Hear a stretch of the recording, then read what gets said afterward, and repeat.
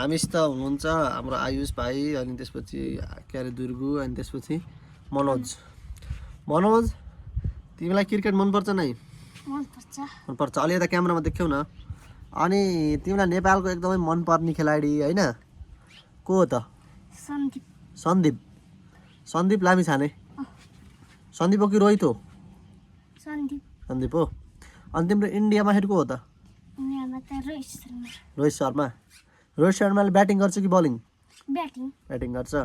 ल धेरै राम्रो। अनि हाम्रो आयुष भाइ के छ आयुष तिम्रो खबर? क्रिकेटर बन्ने हो नि? क्रिकेटर बन्ने हो। अनि तिम्रो मनपर्ने खेलाडी को हो? नेपालबाट सन्दीप, इन्डियाबाट विराट कोहली। विराट कोहलीले ब्याटिङ गर्छ कि बलिङ? ब्याटिङ। अनि सन्दीपले के गर्छ? सन्दीपले बलिङ। सन्दीप लामिछाने भनेको नेपालको? नेपालको सन्दीप लामिछाने भनेको कस्तो मान्छे हो र? खतरा खेलाडी हो? बलिङ बहुत खतरा गर्छ। बलिङ खतरा गर्नुहुन्छ भन्नु पर्यो। अनि दुर्गु के छ तिम्रो चाहिँ को फेभरेट? नेपालबाट चाहिँ सन्दीप, इन्डियाबाट हार्दिक। हार्दिक पाण्ड्या के गर्छ? अलराउन्डर हो। अलराउन्डर भनेको के हो?